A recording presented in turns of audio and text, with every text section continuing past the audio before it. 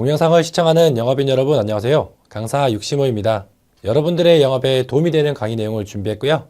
짧고 임팩트 있게 여러분들께 전달해 드리도록 하겠습니다. 오늘의 주제는 치매, 나를 잃어버리는 병입니다. 치매는 본인의 기억을 잃어버리기 때문에 힘들다는 생각을 못합니다. 하지만 치매를 제대로 준비해 놓지 않으면 나는 기억을 잃었으니 괜찮으나 남아있는 가족들의 인생이 살아있는 지옥의 시작일 겁니다. 이 영상을 보시면 치매에 대한 필요성을 반드시 느껴보시고 전파해 주시기 바랍니다. 그럼 시작하겠습니다. 나를 잃어버리는 병인 치매.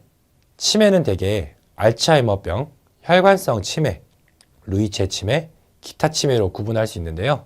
대부분의 치매 환자는 뒤에 보시는 표처럼 알츠하이머를 앓고 있고요. 그 외의 치매는 합쳐서 30% 정도라고 보시면 됩니다. 그럼 여러분, 치매 발생 위험 인자가 따로 있다는 사실 알고 계셨나요? 첫 번째는 노화입니다. 치매는 대부분 65세 이상자에게 발생하고요. 65세 이후 5년씩 나이가 들 때마다 발생률은 2배 증가합니다. 두 번째는 가족력인데요. 일란성 쌍둥이 형제 치매 발생 확률은 40%에서 50%가 높아지고요. 부모가 치매라면 자녀가 알츠하이머에 걸릴 위험은 54%, 위험도가 5배가 높아진다고 합니다. 세 번째는 여성입니다. 65세 이상 치매 환자 중에 여성의 비율은 63%입니다. 남성에 비해 약 2배 이상이 많습니다. 이 이유는 여성의 수명이 남성에 비해 6년 이상 길기 때문이라고 하는데요. 그래서 여성의 환자가 더 많습니다. 여성이 더 많이 준비를 해야겠죠.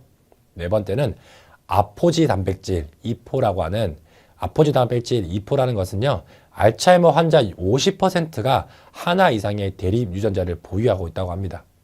한 개를 보유했을 때 발생 위험은 3배에서 10배가 증가하고요. 2개 이상 보유 시 무려 22배 증가를 한다고 하니 나에게 아포지 단백질 2포가 있는지 미리 한번 체크해 보는 것도 좋겠죠. 다섯 번째는 뇌혈관 질환 때문입니다. 뇌혈관 질환이 있었거나 뇌출혈, 뇌졸중 경험을 했었다면 치매 발생 확률은 일반인보다 3배에서 10배 이상 높아지게 됩니다. 혈관성 치매는 우리가 알고 있는 두 번째로 흔한 치매의 원인이기도 하죠. 여섯 번째는 만성질환입니다. 일반인들이 갖고 있는 고혈압, 당뇨, 고지혈증, 뇌졸중, 심장병 보유 시에 치매 위험은 높아지고요. 만성질환은 혈관성 치매의 대표적인 위험인자라고 보실 수 있습니다. 그럼 우리 치매의 현 주소를 보게 되면요. 2022년 노인 인구 중 100만 명에 육박했고요. 2024년이 되면 120만 명의 치매 환자가 늘어난다고 합니다. 현재 노인 인구 대비 10% 정도는 치매 환자라고 볼 수 있는데요. 총 진료비는 연간 3,067만 610원 정도로 평균 치료비가 발생한다고 하니 이거에 대한 대비 없이는 가정 파탄 나기 십상이겠죠. 치매의 현재를 봤으니 치매의 미래를 전망해 보겠습니다. 사망의 원인이 과거 2011년에는 9위였던 치매가 2022년에는 4위까지 치솟았습니다. 그 이유는 우리나라가 점점 더 고령화가 커지고 있기 때문입니다. 미래의 우리 자녀들이겠죠. 결혼을 할 경우라면 한 명의 치매 부모는 반드시 만나게 된다는 것입니다. 즉 이걸 보시고도 치매 보험에 현재 가입을 안 하신다면 자녀들 고생길을 그냥 나 몰라라 하는 부모밖에 안 된다는 거죠. 자녀들의 고생을 덜 시키기 위해서라도 우리 현재 지금 부모 세대들은 반드시 치매 보험을 가입하고 준비하셔야 됩니다. 가족 위험도를 한번 보시겠습니다. 1급 중 1명이 치매이면 위험도가 73%가 증가합니다. 1급 중 1명, 2급 1명 이렇게 치매가 있다라고 하면 치매 위험도는 2배 이상 증가한다고 합니다. 그리고 1급이 2명일 경우에는 치매 위험도가 4배가 증가하게 되고요.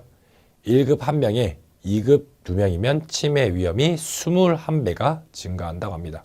뒤에 있는 표를 참고해서 우리 집엔 가족 도표를 한번 그려보시고 거기서 치매 환자가 있었는지 그 치매 환자가 몇 급이었는지 체크해 보시면 나의 치매 위험도가 어느 정도 파악되시겠죠? 그럼 치매 보장 준비는 어떻게 해야 될까요?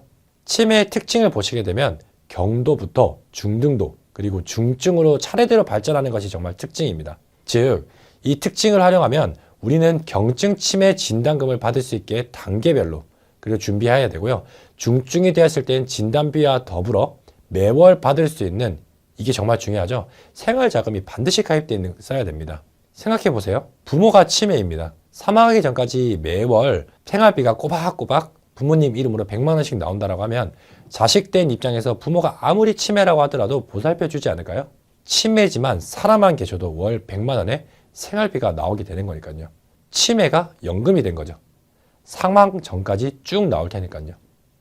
반드시 가입해야 됩니다. 그래야 자식한테 미움을 받지 않겠죠? 중증 생활비가 절실하게 필요한 이유는 여기 뒤에 보시는 표처럼 치매 환자는 발병 후 보통 평균적으로 12년을 더 살아간다고 합니다. 여기서 중증으로만 살아갈 확률이 9년입니다. 매월 100만 원씩 생활자금을 받는다고 가정을 하면요. 9년이면 108개월이고요. 1억 800만 원의 보험이 지원되는 것이죠. 중증 진단비 매월 100만 원씩 나오는 담보 꼭 가입하셔야겠죠? 오늘 제가 알려드린 치매 관련 내용을 정리 한번 해드리겠습니다.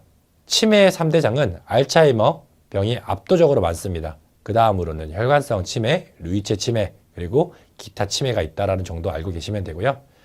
65세 이상 이후 치매 환자는 5년마다 발생률이 2배 이상 높아진다는 겁니다. 여성 치매 환자 비율은 63%로 남성에 비해 2배가 많습니다. 그러니 여성분들은 특히나 더 많이 준비하셔야겠죠. 그리고 현재 치매의 사망 원인은 4위입니다. 치매는 경도, 중등도, 중증으로 차츰 악화된다는 특징이 있기 때문에 반드시 단계별 진단비를 준비하셔야 되고요. 반드시 중증 생활자금이 지원되는 담보를 꼭 가입하셔야 됩니다. 짧게나마 이 영상을 통해 여러분들 영업에 도움이 되셨으면 하는 마음으로 만들어 봤습니다. 이상 65 강사였습니다. 시청해 주셔서 감사합니다.